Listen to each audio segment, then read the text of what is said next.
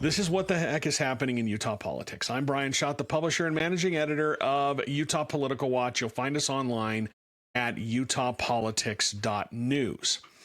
And we've got a lot to talk about. We just did a live on Tuesday night. I wanted to come back on here tonight because we've had some stories. I broke a pretty big story on Wednesday about the data center, MIDA. We're going to talk about that. I'm going to walk through some of the things that happened. We've also had some other developments with the data center as well. So we're going to talk about some of those things. I'm going to walk you through this story that I broke yesterday, if you haven't seen it already, and answer your questions, get your thoughts on it, what you're thinking about. And so that is what we're going to be doing tonight. Plus, if you have any questions, any comments on anything else, feel free to leave them in the chat, and I will get to them as I can. So, you may be asking yourself, what is Utah Political Watch? I'm an independent journalist, been covering Utah politics for more than 25 years. This is a journalist-owned, journalist-operated news website. And we are supported by our readers. And you can support what I do, my work. You can support it by becoming a paid subscriber or leaving some money in the tip jar. Just go to UtahPolitics.news, and all of that helps support what I do. But let's talk about the couple of stories that have popped up in this data center controversy. As you know, the Box Elder County Commission, they approved this data center in northern Utah, this 40,000 acre data center that is backed by Kevin O'Leary and his group. They're going to call it Wonder Valley because he's Mr. Wonderful. And there's been a lot of pushback, a lot of controversy around this. And that makes some sense because people are worried about the environmental impact that this will have. People are worried about how much water this data center is going to use, the amount of power that it's going to produce. They're going to have their own natural gas-fired power plant on site to power this data center, which when they say it's up and running at full capacity, is going to be producing 9 gigawatts of power, which is more than double of what Utah consumes overall. We consume, I think, 4 gigawatts of power a year, and they're going to produce 9. So this is a massive, massive data center project. And if they get to the point of what they say they're going to do with the size of this data center, with this power, it will be the largest data center on the planet. I've spoken to someone who works in the data center world. Their job is building these data centers, and they said this would dwarf anything that we have out there right now. So this is a massive data center project, and it was approved initially, even though the Box Elder County Commission approved it in a vote on Monday. It was initially approved on April 24th by a body called MIDA, the Military Installation Development Authority, MIDA. MIDA is an independent state agency. It's an authority. It was created in 2007, and what it was supposed to do was support development on military land, and it had to provide a benefit to the military. I'm watering it down, but that's what it had to do. And it has done some things related to the military, done some things that are with its mission. They're involved in moving Fort Douglas. They've done some work on the Dugway Proving Grounds. They've done work with a lot of military installations around the state. They were deeply involved in the construction of Falcon Hill, which is the aerospace hub that opened on Hill Air Force Base. All of those are directly connected to the military, but they've also expanded, and one could argue that they have gone far afield of what they were originally tasked to do, what their original charter was. They have been involved in the building of massive luxury hotels. The big one is the East Village expansion at Deer Valley.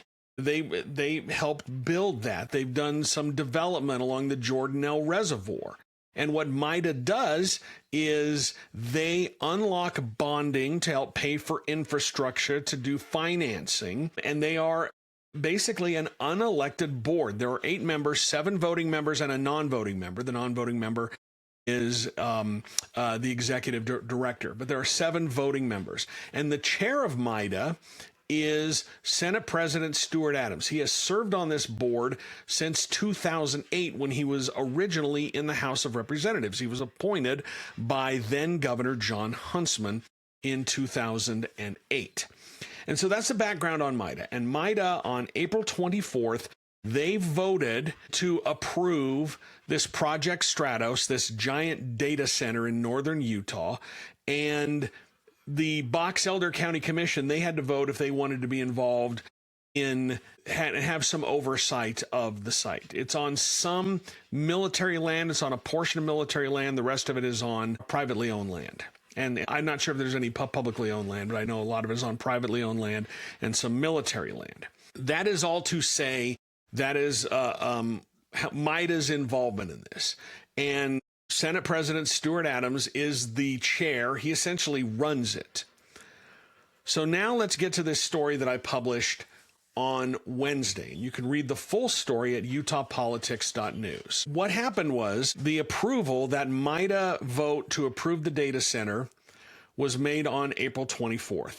7 days later, 5 individuals and corporations that are deeply financially involved in MIDA. They are involved in some of these other MIDA projects. They made 5 donations to Adams Political Action Committee, known as the Adams Leadership PAC, totaling $135,000. This is 7 days after MIDA voted to approve this data center. Now, none of these companies, as far as I can tell, are involved in the data center, but they have reaped some serious financial benefits from being involved with MIDA, and they are basically the go-to entities with MIDA. The first one is Jacobson Construction Company. They donated $40,000 to Adams PAC, his leadership PAC. They were the lead general contractor on several of these MIDA flagship projects. They were the lead general contractor on the Grand Hyatt Deer Valley. That's the luxury hotel that they got financing for and infrastructure funding for through MIDA. And they were also the general contractor on Deer Valley's East Village expansion. The next one is Clausen General Contracting. They donated $25,000 to the Adams Leadership PAC. That group is that company is headed by CEO Brandon Clausen. The company's involved in the Deer Valley East Village build, and they are frequently used on MIDA infrastructure work. The next donation, $25,000, came from Tyler and Jennifer Aldis. Tyler Aldis is the managing director of Sky Ridge Development. That is a residential and recreation project that's on the north shore of the Jordanelle Reservoir, and it's in MIDA's Wasatch County project area. So MIDA did a lot of the improvements and the infrastructure work that allowed this to go in. He also sits on the board of the MIDA Golf and Equestrian Center Public Infrastructure District. That's another thing that MIDA does. They create these public infrastructure districts that and I hope I'm saying this correctly, but they do improvements and upkeep on these areas through local taxes. So they donated $25,000 to Adams Super PAC. Next person is Gary Barnett and his wife Ayala Barnett, another $25,000. Gary Barnett runs a company called Xtel Development Company. They are the primary private sector partner on the MIDA's military recreation facility area, which includes the Deer Valley Resort. So all these companies deeply involved and have and are profiting off of these MIDA areas. And the last one, Copper Key Electrical Solutions, they donated $20,000. That's led by Brandon Clausen, and he performed that company performed electrical contracting for the Deer Valley East Village project. So all of these companies are tied to MIDA and have done work through MIDA, have benefited through this public-private partnership that MIDA creates. Those 5 checks, I went back and looked at this. Those 5 checks, $40,000, 3 checks for $25,000, and 1 for $20,000. Those are the 5 largest donations that have ever been made to this Adams leadership PAC. This is a political action committee that is completely controlled by Stuart Adams. He has his campaign committee. He also controls this political action committee. And these 5 companies, which have connections to MIDA, donated $135,000. They were the 5 largest donations ever made to that PAC, and they all came on the same day, just a week after MIDA approved this massive 40,000-acre data center in northern Utah. The Adams Leadership PAC has been around since 2019, and up until that time, the largest donation they had taken in was $15,000. And then on one day, May 1st, they got a $40,000 check, 3 $25,000 checks, and a $20,000 check from 5 individuals and companies that are financially dependent on these MIDA projects. Now, as I said before, there's no indication that they are involved in this data center project. There's no indication that they're tied to that. But the timing, even though it was a week after this data center vote, the timing is probably, and I know people are going to disagree with me here, but the timing is probably the least problematic portion of this whole story. Yeah, all of the checks came in on the same day, on May 1st.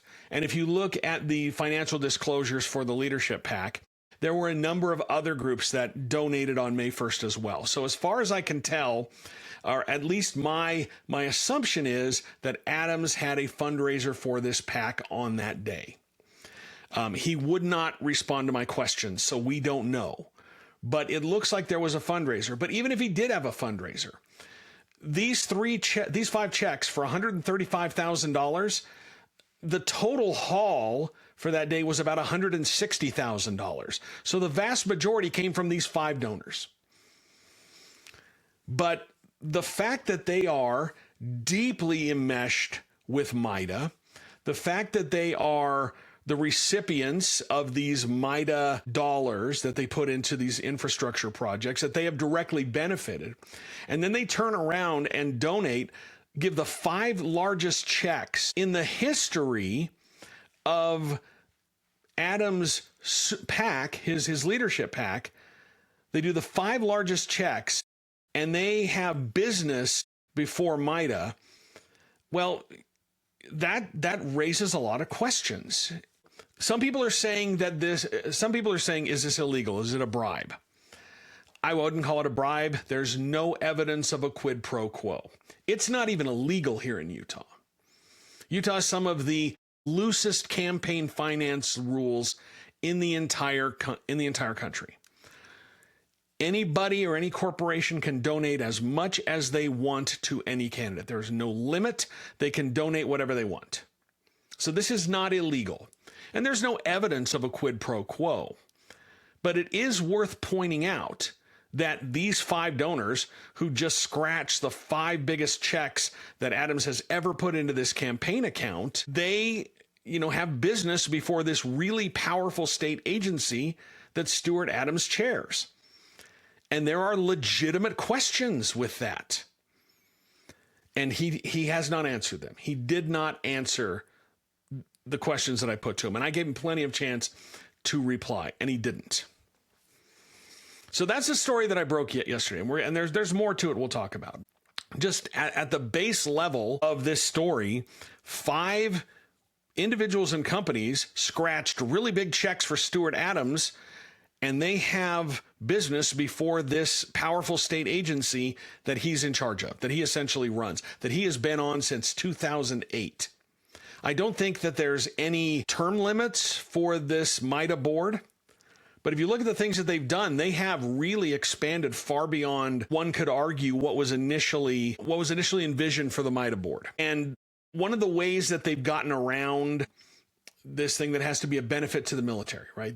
So you have this luxury resort, this luxury hotel at Deer Valley. One of the things the way they've gone around that is they say the military members and veterans will get can get a discount when staying there. And that's the benefit that they're providing to the military for this gorgeous luxury hotel in Deer Valley.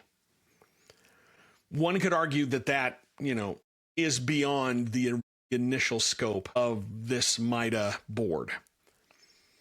And they're the ones who initially approved this big data center. And that's just something to think about. Nathan Detroit, he's one of our subscribers at UtahPolitics.news. He asked, what's the fit for tonight, Brian? Well, I'll back up and show you. I don't know if you watch Creature Commandos.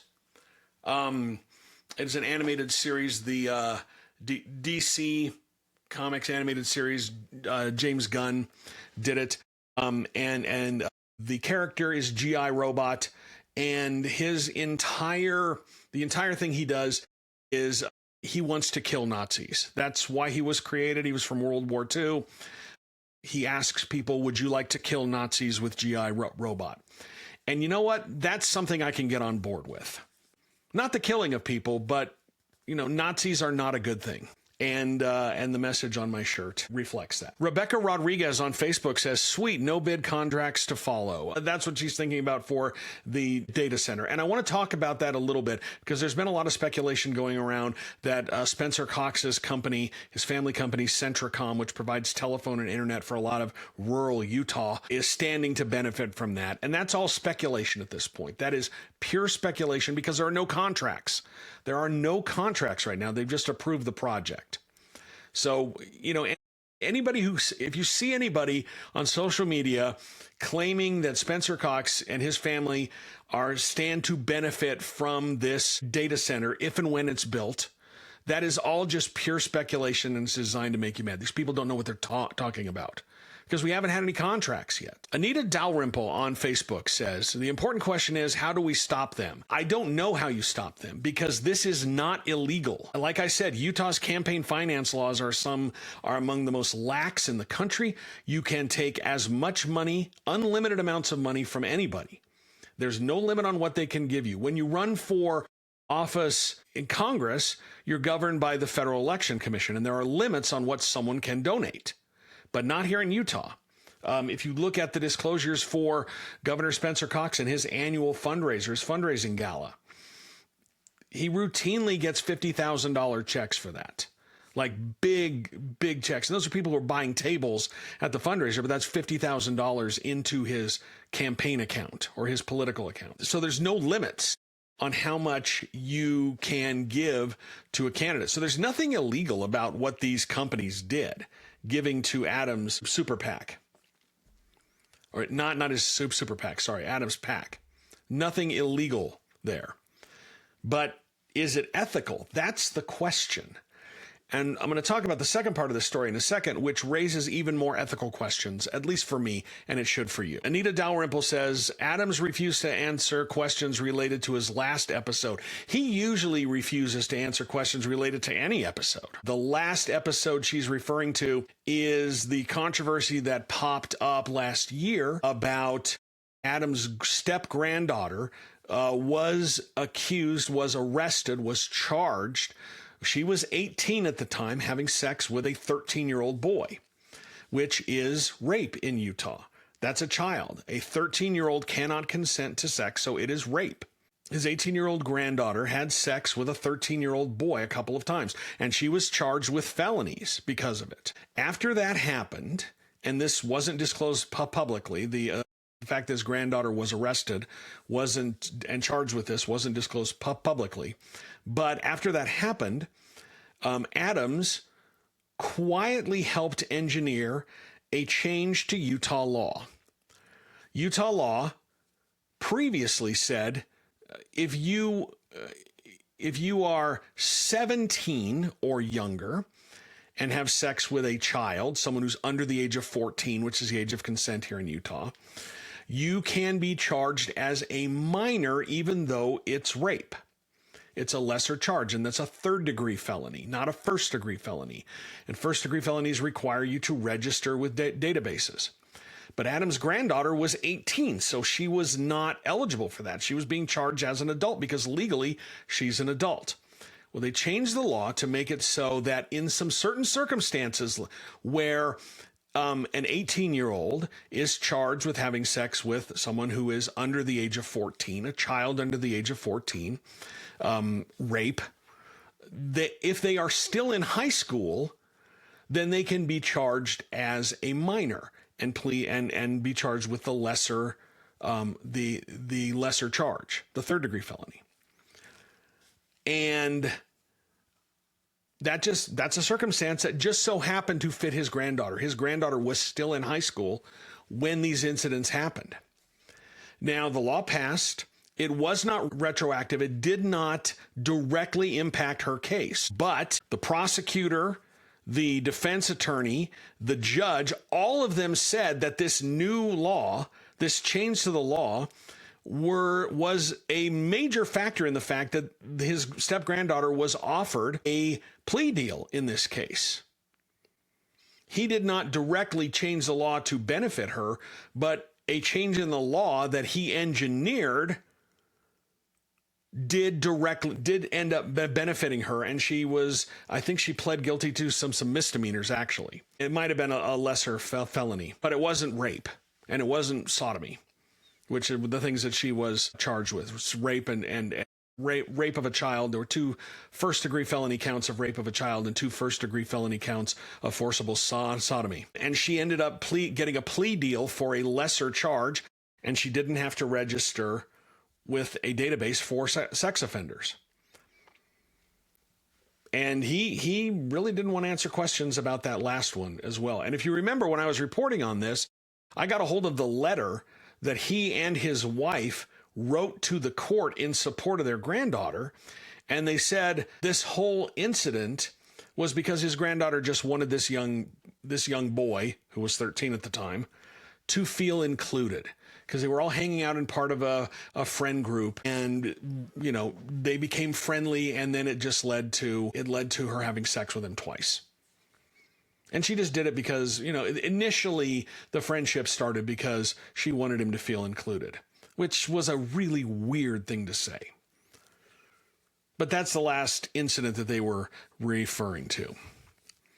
Emma Jolo on YouTube says, "Oh my God, our tax dollars go to the dumbest things that benefit no one but uber rich people." The interesting thing about MIDA, and I'm digging into a lot of this, trying to understand how it works, but it is public money. It is debt. They finance a lot of these projects with bonds that are paid back through tourism taxes, sales taxes, so people who use the facilities pay it back. But they get a big tax break. These companies get a big tax break for doing it. And it also unlocks a lot of this financing to pay for the infrastructure. And it's debt issued by the state. Nathan Detroit says, "I hear Jerry Stevenson," he's also on the MIDA board, Utah Senator Jerry Stevenson, who is retiring after this year. He says, "I hear Jerry Stevenson has been getting a lot of grief at his J&J Nursery and Garden Center in Layton because of his work on MIDA and approving the data center." Yes, he's also been on the MIDA board for a number of years. He was one of the ones who voted to approve this. Channel 4 had some video. They sent a reporter out there to cover these threats and the harassment that was starting to come his way at his business because he voted to approve this data center. And they've got video of Stevenson slapping a phone out of the reporter's hands. That reaction, and I've known Senator Stevenson for a long time. It just shows these are people who are not used to getting this level of scrutiny, getting this level of pushback on things. They usually get what they want, and they don't expect this kind of pushback. And there's a lot of pushback. And I think, I'm not defending him. I'm not explaining away what he did, but to slap the phone out of a reporter's hands, that's not a good look. And then he apologized afterwards because he said he didn't know it was a reporter. That's no excuse. That's absolutely no excuse. Someone says, "How do you concentrate that much energy in one place without environmental disruption?" Talking about the natural gas-fired power plant that is slated for this data center in northern Utah. It's initially they're shooting for 3 gigawatts of power, scaling it all the way up to 9. The entire state of Utah uses 4 gigawatts. So that's more than double what the state does. And like I said, if they get up to that, even if they start at 3, that's bigger than any data center we already have. I think the largest one right now that creates its own power is around 2 gigawatts. So this is a massive, massive data center that they want to build. And people are raising concerns about the environmental impact. It's going to create a heat island. You really can't generate that much energy without pumping a lot of heat into the atmosphere. It's going to use a lot of water to cool it down. Danette on TikTok says, meanwhile, Camp Williams soldiers have almost no air conditioning in their sleeping quarters. The funny thing is, MIDA would not be able to do anything about that unless MIDA decided to build new quarters. But then would you do a public?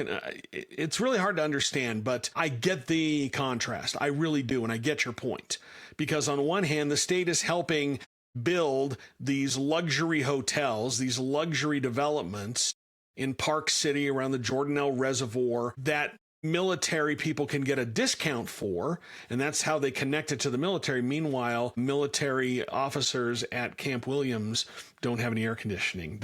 That's a completely valid point.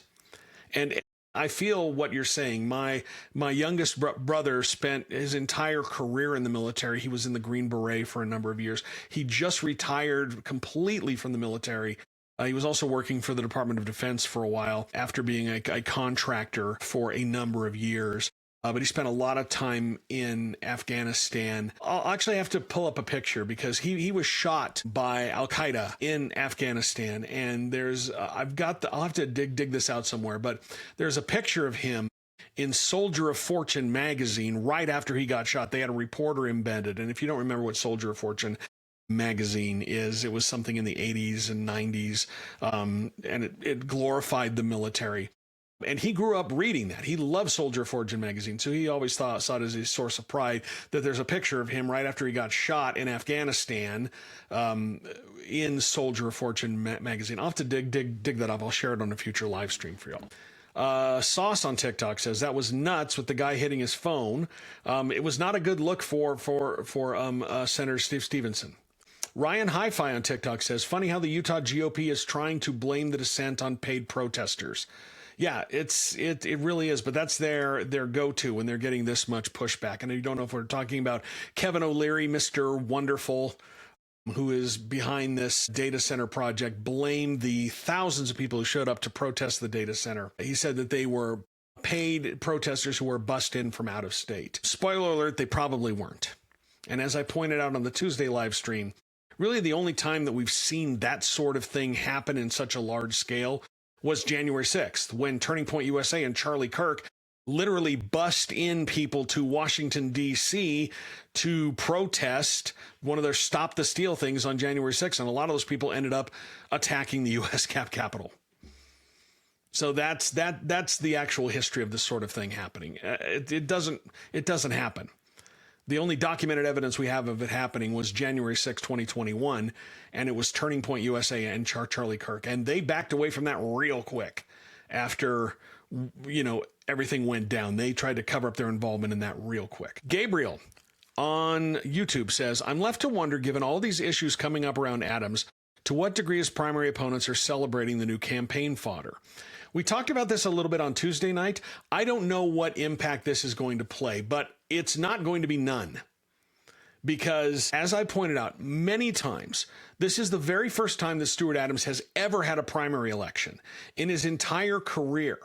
In fact, when he was first elected to the Utah House of Representatives back in the 2000s, he was not elected in a regular election. A member of the House retired, and he was elected in a special election where delegates were the only ones who had to vote on him.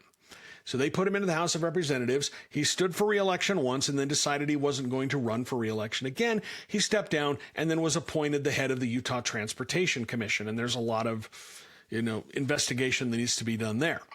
But then I believe it was in 2014, after John Huntsman was appointed the ambassador to China by the Obama administration, and he resigned as governor. Gary Herbert, who was a lieutenant governor, he became the governor. He moved up.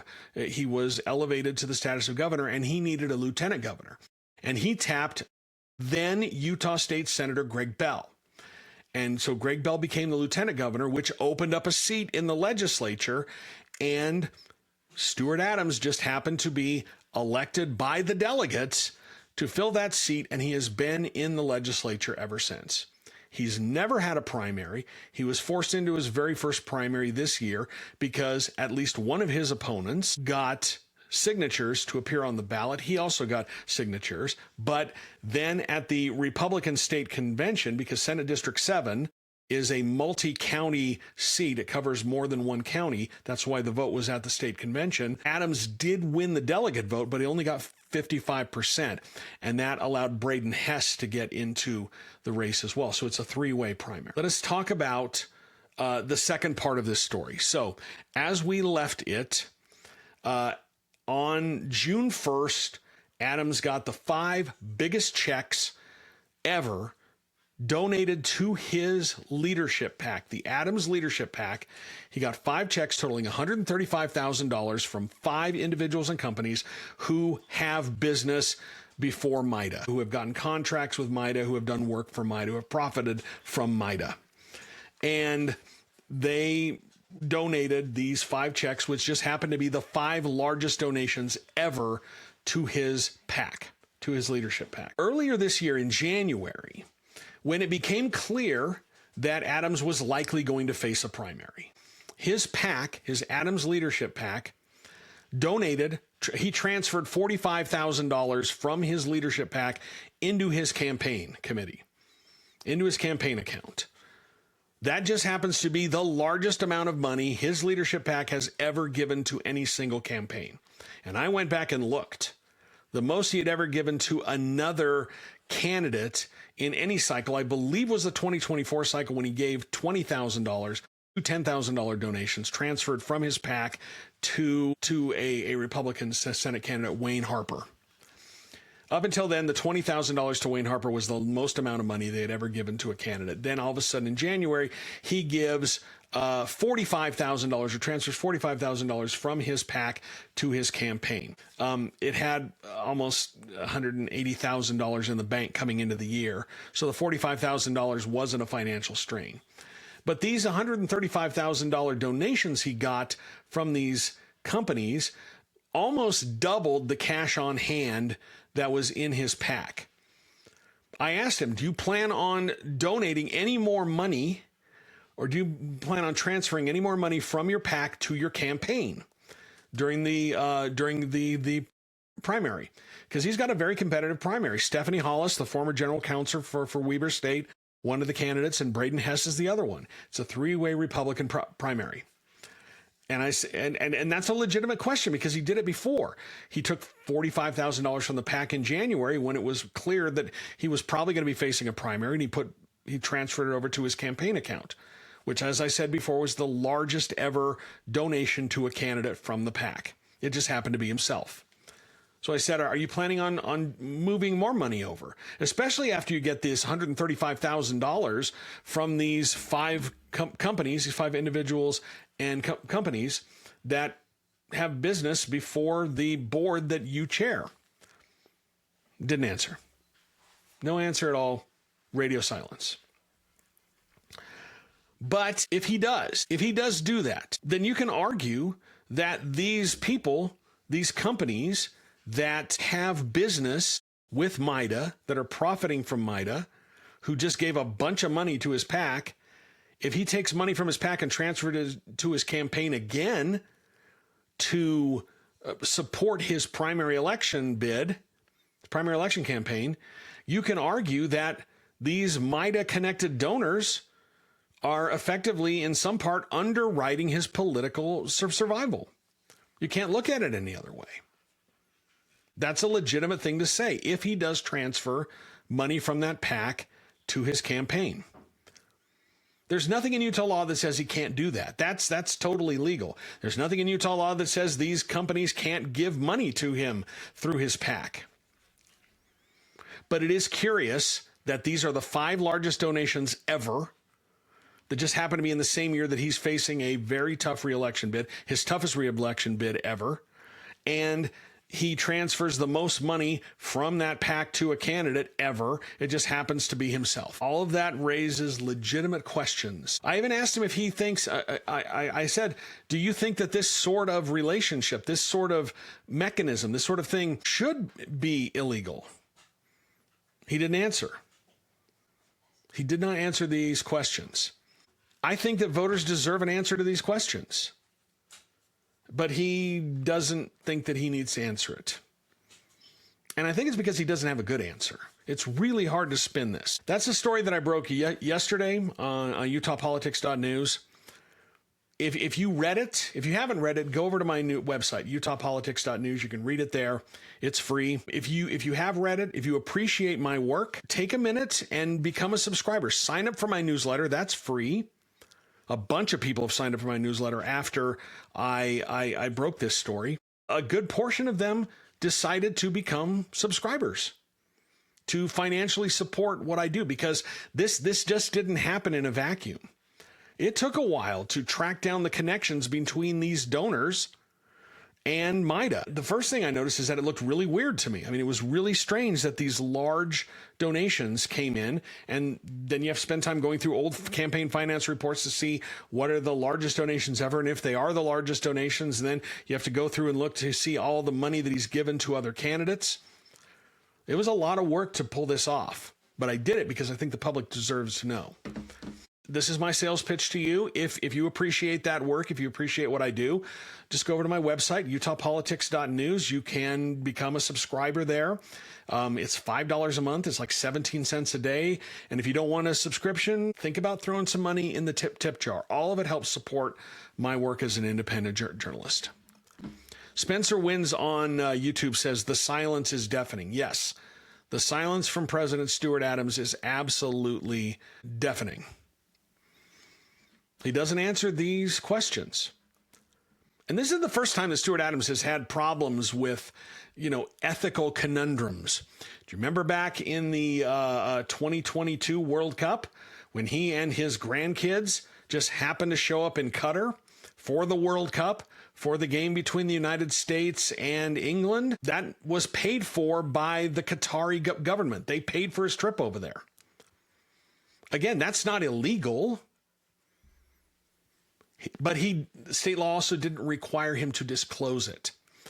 And as an interesting side note on that, Representative Candace Perucci for several years has tried to pass legislation that would require elected officials to disclose travel paid for, funded by foreign entities. And the first year she ran it, I believe it made it through the House, but then it didn't go anywhere in the Senate. And who's the leader of the Senate? President Stuart Adams, who tends to have a lot of travel funded by foreign governments. I think he was in Kyrgyzstan last month. I came across some clipping. He takes a large number of foreign trips, and a bunch of it he pays for out of his campaign account, which he pays for it out of his PAC. If you really analyze the spending on his PAC, he doesn't give a lot to candidates. Of all the money he pulls in, a lot of it goes to travel. He came under some trouble. He got in some trouble, or there was some controversy in 2024 about his campaign finance issues. Because what happened was Utah law says that when you are disclosing your spending, you need to disclose the ultimate recipient of the money. But Adams wasn't doing that for years and years and years. He was just putting American Express, and then there'd be like a $60,000 payment to American Express, and we have no idea what he was spending that money on. And people filed complaints, and at some point he got conflicting messages from the lieutenant governor's office when asked about this. Somebody told him he was told twice in no uncertain terms that he had to disclose the ultimate recipient of the payment. He couldn't just put American Express or whatever credit card he was putting down. But then somebody else told him exactly the opposite. And he chose to believe that he was told the exact opposite and continued doing it. And after the lieutenant governor's office investigated, they said, yeah, you're in violation of this, but we're not going to punish you. Just fix it going forward. Which I guess fair, but there are years and years and years of campaign finance reports. We have no freaking clue what he spent this money on, because it was just a large payment to American Express or a credit card company, which is not allowed under Utah law. And Utah law is pretty clear. The law is not vague on this matter.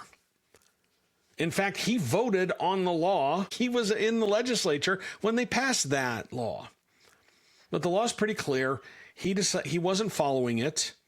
He got sort of like a slap on the wrist, told don't do it again. But I asked him, this was a legitimate question after we found out from the lieutenant governor's office that they weren't going to do this. They weren't going to punish him. Weren't going to give him any sanctions. I said, are you going to go back and amend your previous disclosures to bring them in line with the law? And what do you guess the answer was? Nothing. Didn't answer the question. Didn't answer the question. So that's the big story that I broke earlier this week on Tuesday. If you haven't read it yet, go over to my website, UtahPolitics.news. Dalrymple on Facebook says, definitely need to look at water rights. Tooele can't use water rights or lack thereof when it comes to building permits. At some point, we'll run out of enough water for everyone, meaning Tooele cannot deny permits because of concerns for lack of water. As I said on Tuesday, the way it's shaping up is this is going to be a life-changing summer. Not only in Utah, but in the West. We just didn't get any snow this year. The no pack. And that's going to really force a lot of people's hands on this. That's going to force a lot of people's hands. And I take no pleasure in that. I would like to have the water we need this summer. But everybody's going to suffer for this. Everybody is. Anita Dalrymple says Celeste Malloy went on a Greek vacation with her sister paid for by Greece. I was the one who reported that. It was part of a junket with a number of other members of Congress. She put it in her disclosure, but she and her sister were the ones who took a trip to Greece funded by either the Greece government or a PAC that was involved in Greece. But that, again, not illegal. They just have to disclose it. JK7771 on YouTube says, absurd that foreign governments can do this. Again, it's not illegal, but it is kind of alarming when, the Senate president is taking this trip to Qatar for the World Cup paid for by the Qatari government. And don't forget, former Attorney General Sean Reyes did the same thing. He was over there as well. But you've seen, Adams has traveled all over the place, and some of it is he's funded out of his PAC. Some of it is funded out of his campaign account. But like the Qatari one, that was funded by the Qatari government, but he didn't need to disclose it. The only reason anybody knew about it is somebody posted about it on social media. And Celeste says, what do you think about Governor Cox's father being involved in the data center? That is just speculation at this point. There is no evidence. There's nothing to back that up. And if you see people on social media posting that, if you see people on social media talking about that, they don't know what the hell they're talking about. They're just trying to whip up outrage, or they're going off half-cocked because they heard from someone. And the reason I say that is because there are no contracts. There are no contracts. So you can say Governor Cox's family's business, Centricom, is going to be involved in the data center. Okay, show me a contract. Show me some proof. You don't have any. Because there isn't any. There's no contract. A lot of people are trying to whip up outrage, try to get clicks, but there's no evidence. There's been some good reporting on this today. There's no evidence that that is true. It's not true. I understand why people would say it, because there's just this undercurrent that everybody's on the take in politics. And it's an assumption that makes some sense when you think about it. It's believable on its face, but there's no evidence to back it up right now. And unfortunately, the politicians who are getting harassed over this and this sort of speculation that pops up, it's their own damn fault, because they've done things in the past that are shady. They've done things in the past that are borderline unethical. And now they can't really start crying when people start talking about, are you on the take for this data center? Well, again, there's no proof that there is. There's absolutely no proof. None at all. But it's an easy leap to make. It takes a leap of logic, but it's an easy leap to make. And it's their own damn fault. It really is. because they don't answer direct questions. Do you remember when I reported a couple of years ago that the state paid for big security upgrades at Spencer Cox's personal house? They built a big fence around his property. They put a huge gate in. They built a guest house sort of thing where his security detail would stay when he's at his farm in Fairview. And the thing is, the legislature hid that appropriation in another bill, and they never said what it was for. It was never disclosed publicly. I had to dig for a long time to figure out what the heck was going on. But it happened. The state paid about $600,000 in taxpayer money to upgrade the security around Governor Cox's personal house in Fairview. And when I was writing the story and getting ready for publication, we sent a list of questions to the governor, and they didn't answer. They gave us just a really anodyne statement. But when we published the story, they had a thread on Twitter locked and ready to go. And it was Spencer Cox crying about how the media is attacking him and we're being so mean to him. And boo-hoo, they're making it less safe for my family because they're talking about the security upgrades at my house. That's not the damn issue. The damn issue is that the taxpayers paid $600,000 for those security upgrades, and the legislature hid it from the public because they knew people would get a little bit upset about it. But boo-hoo-hoo, poor me. So when you act like that, when confronted with questions, don't be surprised when people don't believe you or people jump to conclusions when there's a gigantic data center that's being built in northern Utah and people are like, I wonder if Governor Cox's family business is going to benefit from this. Like I said, there's no proof. There's nothing to back that up. But don't be surprised when people do that. It's your own damn fault that this happens. And then you cry about it on social media or go on Ezra Klein's podcast to cry about it. I cannot wait for the book tour when his book comes out. There's going to be so much poor me. I'm treated so badly and everybody's so mean to each other. And shut up. I don't want to hear it. Gabriel on YouTube says, have we considered banning golf courses to start with? That would be a big, good luck with that. I agree with you. I can say that because I'm not a golfer. I don't play golf. I just don't find it's not my sport. I don't have the patience for it. I'm the kind of guy who stands in front of the microwave going, come on. I have no patience for anything. Golf, forget about it. But yeah, golf courses use a lot of water. You know what else uses a lot of water? Agriculture. Specifically alfalfa farms here in Utah. Governor Cox, he's an alfalfa farmer. He knows a lot of alfalfa farmers. He doesn't want to talk about that. Lady of the Great Salt Lake says, when they go into public service as a career and can't handle public scrutiny, awkward.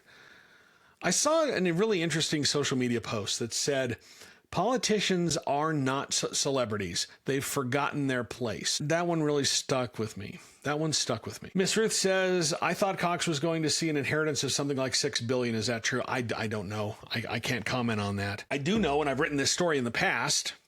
In fact, I'm the one who wrote the story about Governor Cox's family and the family business. They did get a lot of contracts after he got in office. They did benefit greatly. Quid pro quo? I have no idea. Did Cox put his thumb on the scale? I have no idea. There's no evidence at all. But perception is reality in these cases, you know? Serald on YouTube says, as an example, Las Vegas bought back lawns, but golf courses are the primary green spaces. Public parks are not watered. At best, Utah would likely follow the same model. So there's going to be a reckoning coming.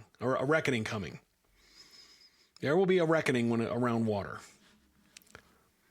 And it's not going to be nice. It is not going to be nice at all.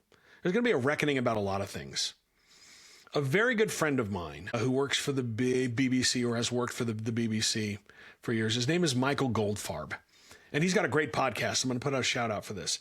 His podcast is called The First Rough Draft of History Podcast. So it's FRDHF podcast.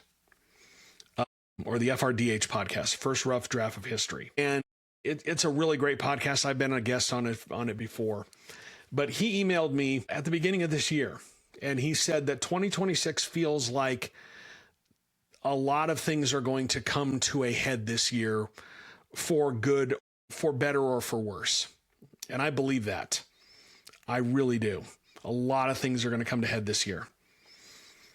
And it's going to be hard to get through it. It's going to be really hard to get through it. Switching topics, Sarald says, well, how are prospects looking for Trevor Lee?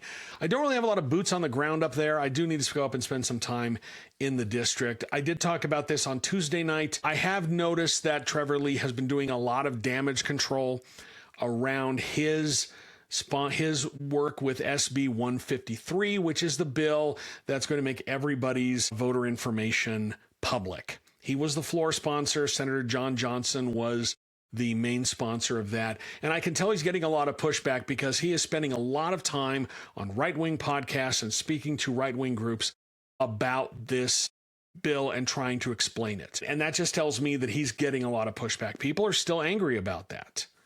Now, maybe it's been subsumed by the attacks on him over his alleged defrauding of 2 former employers. But I'm not sure how that race is going to go. What I can tell you is that I don't think he's as secure in his reelection bid as he would like you to believe. He did not win at convention, which was surprising, and I think it got his attention. But it also, in 2024, he was forced into a primary election, and he only won that by 500 votes. And his opponent that year was Daniela Harding, the former chair of the Davis County Republican Party, and she only lost by 505 votes, I believe. His opponent this year, Bob Stevenson, has a lot more name ID than Daniela Harding does. Representative Lee has not done a lot to endear himself to the moderate Republicans who will be voting in the primary. And Bob Stevenson is very well known in the community. So I think it's going to be a really tough hill for him to climb. I don't know what's going to happen in that. I'm not going to make a prediction, but that's where I see that race right now. Spencer Windows on YouTube says, like with the original progressive movement that arose from the Gilded Age corruption scandals, the country is ripe for a broad populist anti-corruption movement. You're not going to get any disagreement from me there.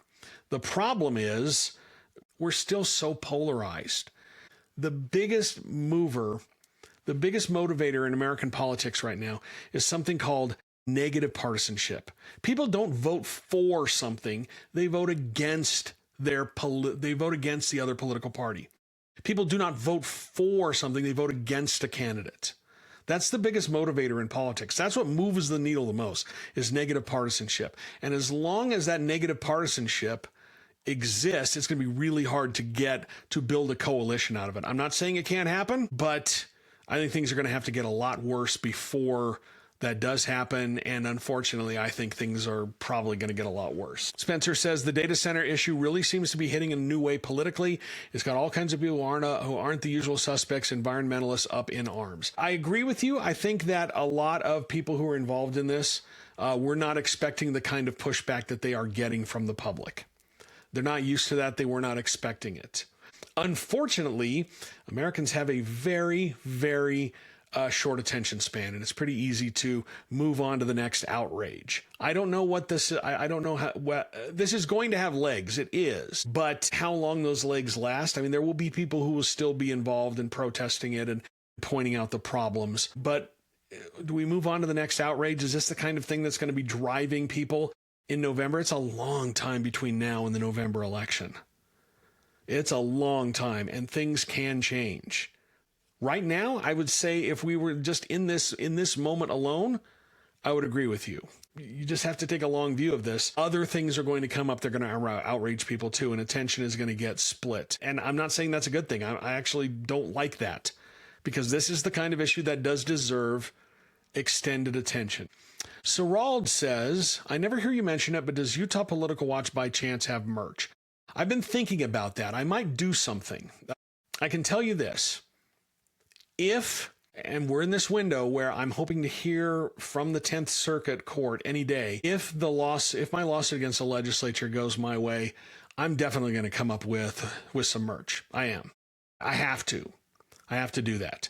So I think that's what I'm waiting for. I haven't really had any ideas. If anybody has any idea of what they would want to do for merch, I'm all ears. You can drop it in the email. My email is right on the screen, or you can send me a DM. Anita Dalrymple says, oh, people are worried about running out of water. They are. You know, that is a scary, scary thing.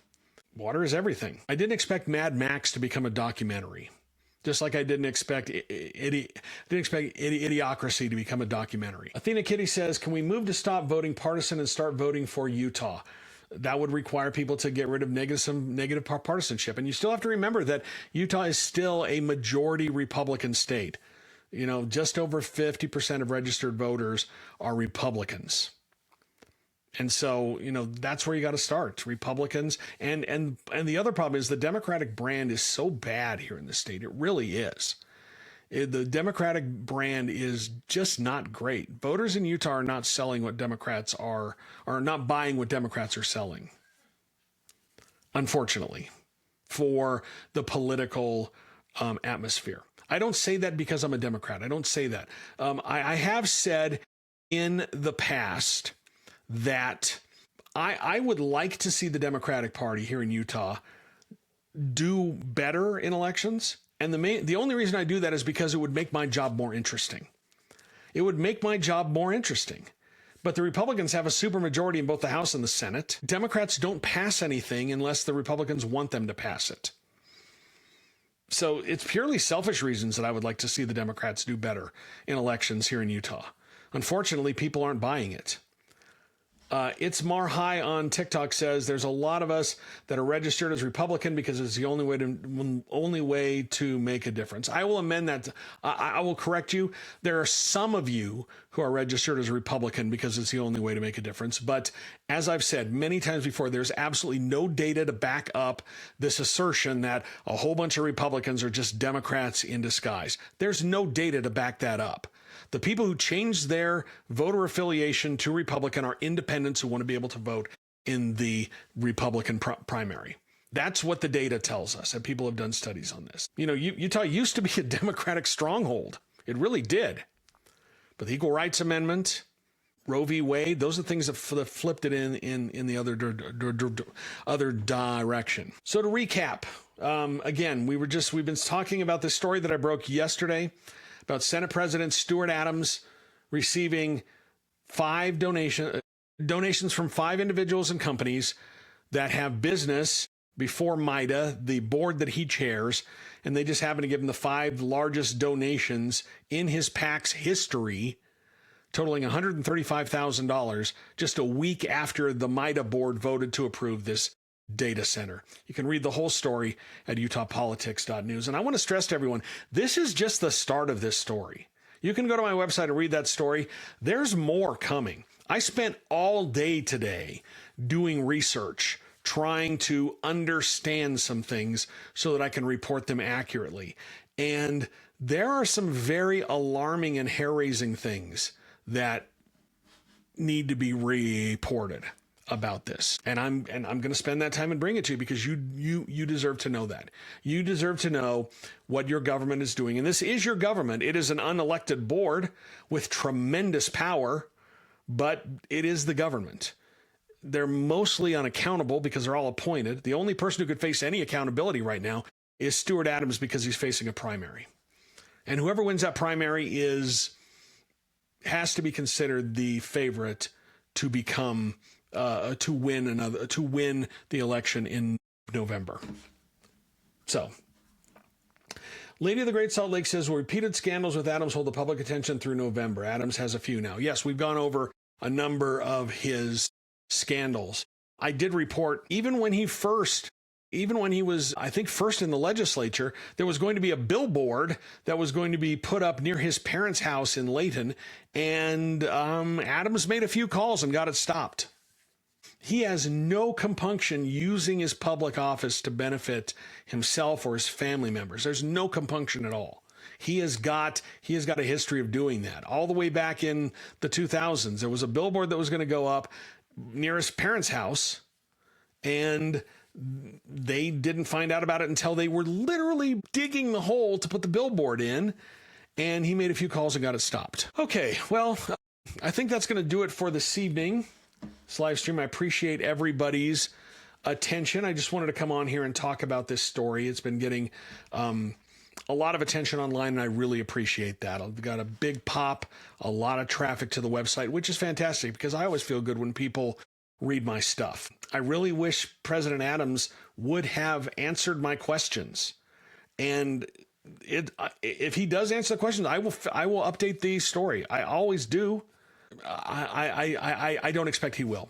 I don't expect him to. I don't think he will. Lady of the Great Salt Lake says, any chance Adams has parents that live in Box Elder and can NIMBY Stratos for us? She laughs, but that's a good joke. Last thing I wanted to talk about, because I thought this was extremely funny yesterday. YouGov did a poll, and whoever wrote these poll questions deserves like a Nobel Peace Prize or something because they were fantastic. YouGov polled Americans, and they asked a couple of questions. The first one was, who do you think would win in a physical fight between you and Donald Trump? Now think about that. You there and Donald Trump in a fight. Who would win in a fight? Overall, American adults, 55% said they would win, 19% said Trump would win. Democrats, 75-5 said they would beat Trump in a fight. Independents, 58% said they would win, 11% said Trump would win. But this is interesting. Among Republicans, 39% said Trump would win, only 33% said they would win. Can you imagine being, that just astonishes me, but it also shows the hold that Trump has on the Republican Party. For 39% of Republicans to look at Donald Trump and his physical condition, which is unmistakable, he is very frail, constantly bruised, to look at Donald Trump and say, oh yeah, Trump would kick my ass in a fight. I cannot fathom that level of delusion. 39% of Republicans said that. Then they asked a follow-up question. Who would win in a fight between an 8-year-old boy and Donald Trump? Overall, 45% of U.S. adults said Trump would win a fight between him and an 8-year-old boy. 54% of Democrats said the 8-year-old boy would win, while only 26% said Trump would win. Independents, 37% said Trump would win, 33% said the 8-year-old boy would win. Among Republicans, 72% said Trump would win in a fight. And I don't know if you saw the video of him doing that presidential fitness thing earlier this week on the lawn of the White House. He took some kids outside and he was demonstrating his putting prowess. Now remember, this is a guy who wins every club championship at his golf clubs. He wins all of them. He wins them all the time. I don't know if you saw the video, but he's trying to show how well he putts. He missed every single putt before he finally just gave up. He's got a bunch of kids standing there. He's like, watch me putt. And he misses every single one. It was hilarious and sad. But I'm sorry. If looking at the physical state of Donald Trump, I think an 8-year-old boy would at least hold his own, and if not win. And an adult, I mean, no contest. So I really think whoever wrote these questions, first of all, blessings be upon you and your family forever for whoever wrote these questions and decided to ask them, because they are just, mwah. But to be someone, I just cannot fathom being someone who would be asked this question and say, oh yeah, Donald Trump would totally kick my ass. Now watch. Somebody's going to take this video and they're going to start saying, Brian Schott of Utah Political Watch is threatening the president. No, I'm not. And you're dumb. You're stupid. Shut up. I just wanted to end on that because I thought that was extremely funny. Anyway, thank you so much for your time and your attention this evening. I really appreciate it. If you appreciate what I do, my work, I am an independent journalist, and all of this is funded by my readers, by you. I don't have a corporate owner. I don't have a billionaire backing me. This is my normal spiel. It's funded by readers, and I think that that is fantastic. And if you look at these independent publishers, 3 years straight now, an independent publisher, like what I do, they're large organizations, but like what I do, they have won a Pulitzer for 3 straight years. I'm part of an organization called Lion, Local Independent Online Network of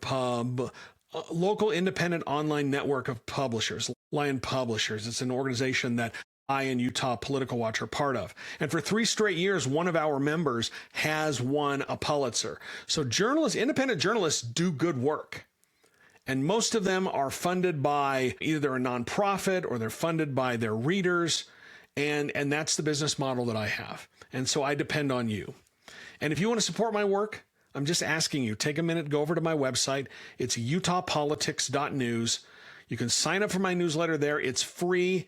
You'll get most of my journalism sent directly to your inbox. Every time I publish a story, you'll see that in your inbox. Most of that is free. There are some subscriber-only perks there. And that's like $5 a month, $55 a year. And then that allows me to continue doing what I'm doing. And if you don't want a subscription, throw some money in the tip jar if you feel like it. I'm not going to beg you. All the people who are supporting this work right now, I'm so thankful for you. You're allowing me to keep doing what I'm doing. You're allowing me to do the kinds of stories like the one I published yesterday, showing that Senate President Stuart Adams got a bunch of money from companies who have business before this board that he chairs. And that takes time, that takes resources, that takes effort to do that sort of thing. And I can only do it because of the people who support my work. And if you want to become one of them, you can go to my website, UtahPolitics.news. So anyway, thank you so much for your time and your attention this evening. I appreciate you joining this. If you have any questions, send me a DM on any of these apps. Follow me on any of these apps. Follow me on YouTube, Instagram, TikTok, anywhere that you can find me. Just give me a follow. You can send me a DM. I'll answer you there, or you can email me. My email is on the screen. I love hearing from you, and I want you to reach out to me. So that's going to do it this evening. Thank you so much for your time and your attention. As I said before, have a great evening, and we'll do this again soon. Bye.